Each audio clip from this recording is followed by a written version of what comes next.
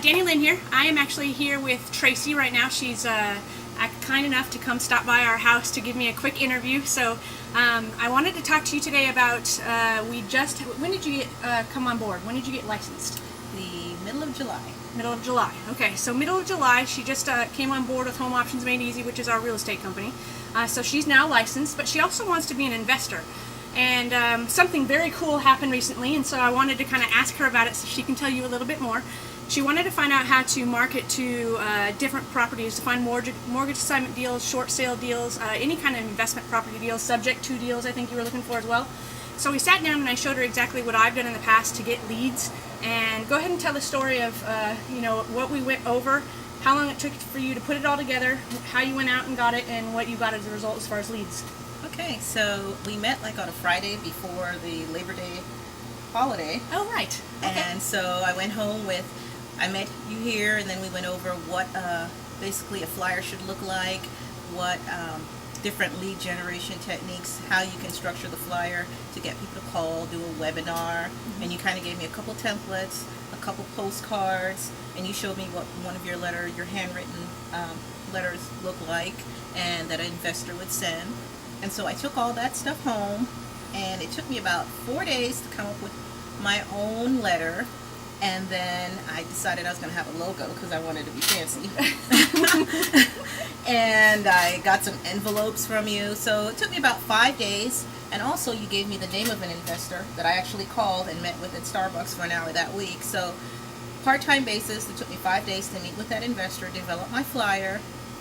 And I also got a copy of the list of the foreclosures from you. Right. So I did a letter for the foreclosures as well. So I had come up with 2 letters and met with the investor within that first week.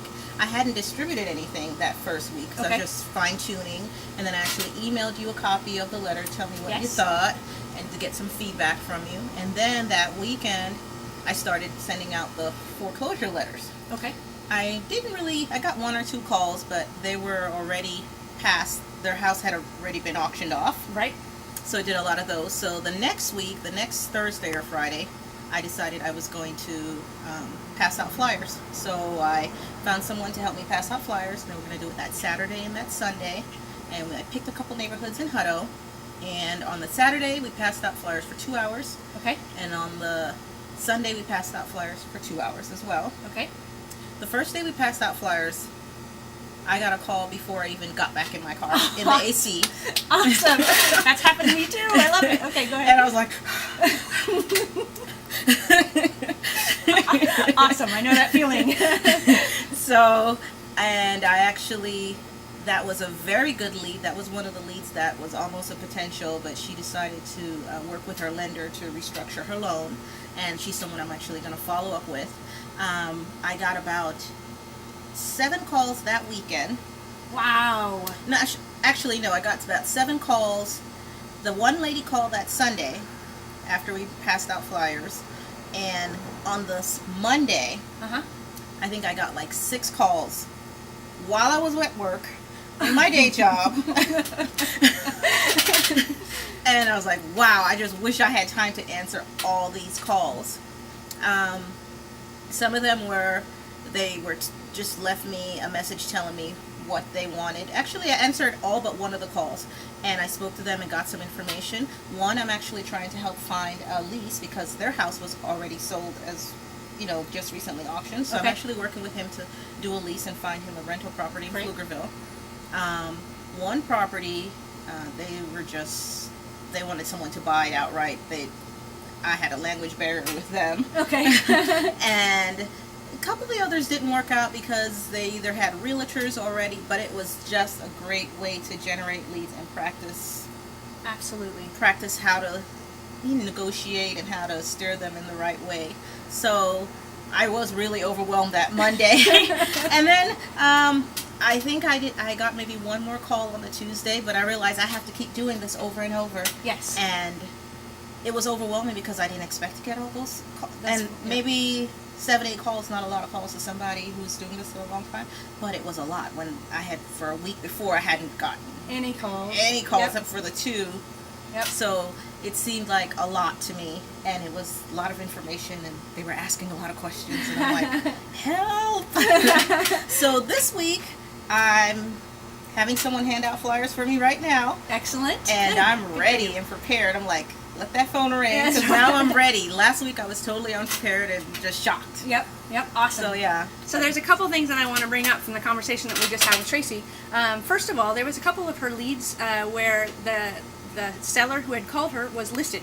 So what's important to know about that is that both Tracy and I are licensed, so legally we cannot talk to that seller. As soon as we know that they're listed, well, I mean, we always have to let them know and disclose to them that we're a licensed realtor, but as soon as we know, especially that they're listed with another realtor, we just have to shut off that conversation and maybe refer them to an investor. So I actually just introduced Tracy to an investor partner of ours that's hopefully going to help us out in those situations.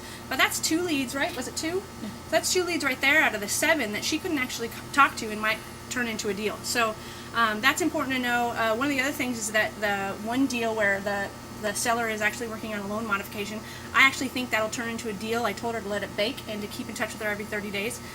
So I guess the point of me wanting to interview Tracy and to let you guys know what happens is the leads to get your phone to ring is not hard. You just have to take action, really. Find out a trainer or figure out exactly what you need to do, what type of marketing to do, where to target, and you just got to go do it. Your phone will ring.